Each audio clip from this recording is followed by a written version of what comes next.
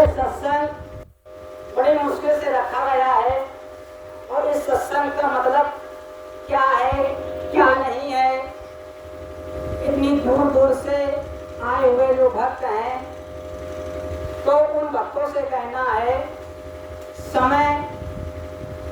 जो समय बेकार हो रहा है तो इस समय को बेकार मत होने दो। यहाँ अगर कुछ समय लेकर आए हो तो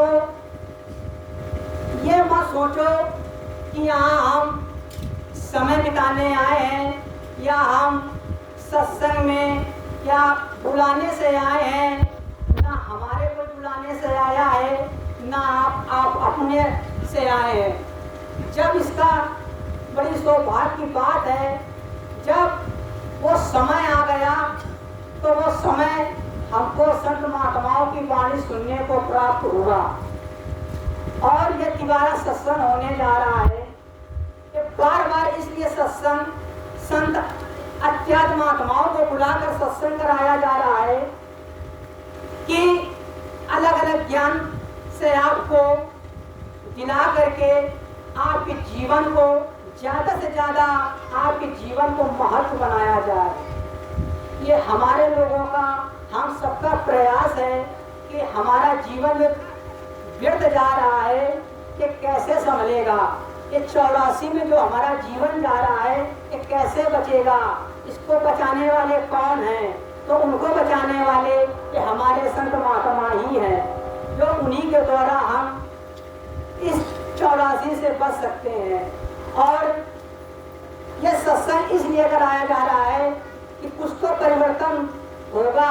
अगर परिवर्तन नहीं हो रहा है, हमारे जीवन में सुधार नहीं हो रहा है तो इस सत्संग का हमारा कोई मतलब नहीं है। इतना मेहनत करने से, इतना समय बेकार करने से हमारा कोई मतलब नहीं है, सब बेकार है। ये हमारे तो महात्मा जी आए हुए हैं, ये बड़ी दूर से आए हैं, ये हरदोई जिला से आए हुए हैं। और 3 महीने से बात हो रही थी इस गांव में सत्संग होना है। बड़ी मुश्किल में आज ये बड़े भाग की बात है जो इन महात्माओं का यहाँ गांव में आने का अवसर हमको प्राप्त हुआ। बात होते होते 3 महीने गुजर गए पर वो समय नहीं मिला। जब उस मालिक की कृपा हुई तब वो आप समय मिला। ये अगर सत्संग इन महात्माओं के दर्शन हमें ऐसे मिल जाते तो हम लोग अपने अपने घर में महात्माओं को बुलाकर क्यों इतनी दूर आते, वहीं कर लेते। हम इतनी मेहनत क्यों करते? बड़ी मेहनत पड़ती है और फिर भी सुधार नहीं हो रहा है, कुछ परिवर्तन नहीं हो रहा है तो ये सत्संग कराने से क्या फायदा? हम नया नया साबुन लाते हैं, हर प्रकार का साबुन लाते हैं।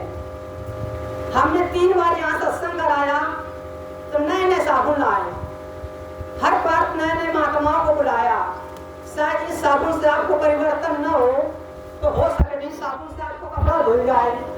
अगर आपको किसी भी साबुन से कपड़ा नहीं धुल रहा है, किसी भी साबुन से आपको सुधार नहीं हो रहा है तो या तो वो साबुन बेकार है, या तो वो धोने वाला बेकार है, और या वो कपड़ा ही बेकार है।